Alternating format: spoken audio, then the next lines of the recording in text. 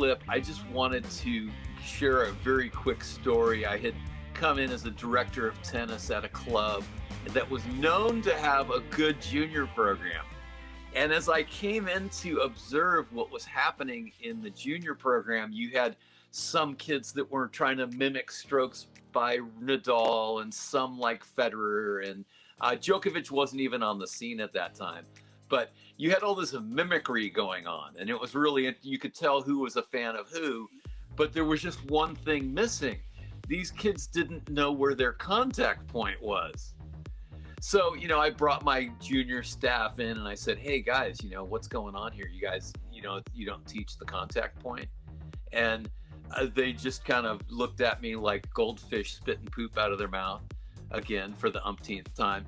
And I was like, okay, I have to take charge of this. So I came in, and started trying to teach these kids, that the contact point is the most important moment in tennis.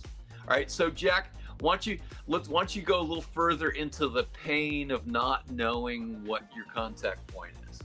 Well, certainly if you take the ball late, you're going to hurt your elbow and your shoulder and possibly your wrist and your lower back. And if you hit the ball early, you're going to go in the net, number one. If you're late, you're going to go wide or long. And if you go early, and I'm using those right now, I'm using them as nebulous terms. I'll tell you what late and early are in a second. Mm-hmm. But if you're a little early, you're going to drive the ball in the net. You're going to hurt your lower back because you're reaching. And ideally at the 45, which is the 45 is sort of the point between the net and the side fence, right? That 45-degree angle sort of towards the net post. Quite easy to find if you just draw a line. If you've got your right angle, let's say at the service box, then what splits that right angle is the 45. So that's pretty simple.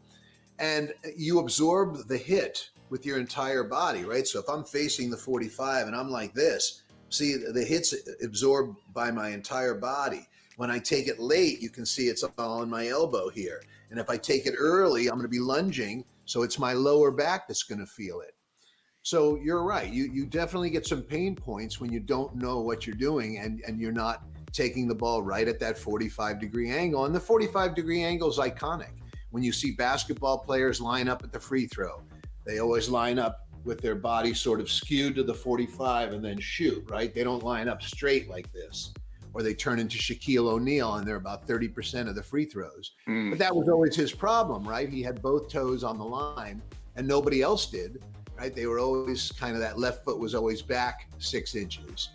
So yeah, the 45 is really crucial, and understanding the optimal contact point and also the balance point of the stroke, right? The contact, you should be the most balanced of the entire, you can balance this whole stroke through, but certainly at contact, you should be balanced. So it's not only the optimal contact point, but it's the optimal balance point of the whole stroke. Hey, I want to try this out on you because there was a time when I was trying so hard to make it precisely 45 degrees that I felt like I was hyperextending my elbow a little bit. I was getting some elbow pain. So I just decided, okay, I'm just going to take it a slightly behind the 45. And then I was just going to say slightly behind. Yep, that's right.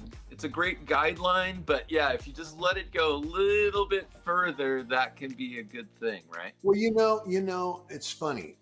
Infinity can't be described, right? Because it started forever and ever ago, and it ends forever, and it never ends, right? So you tell me, there's infinity sign, right? When does it begin? When does it begin? When does it end?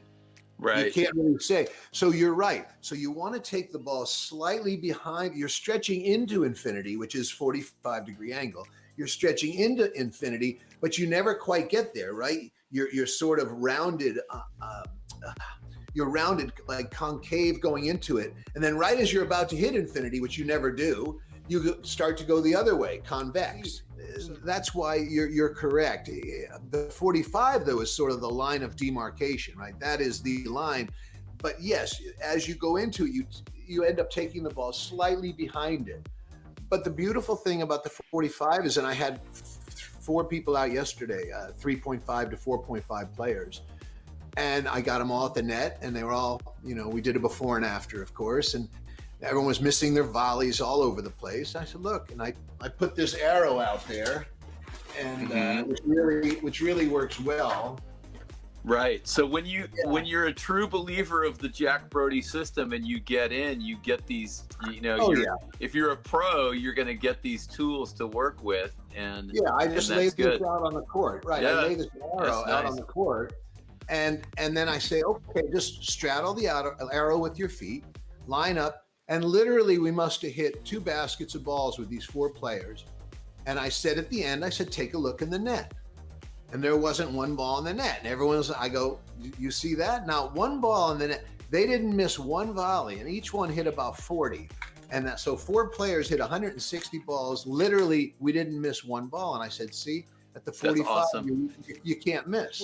As we're wrapping up this section, I wanted to share that whenever I get somebody on the court for the first time, this is the first thing I do, is that 45-degree contact point.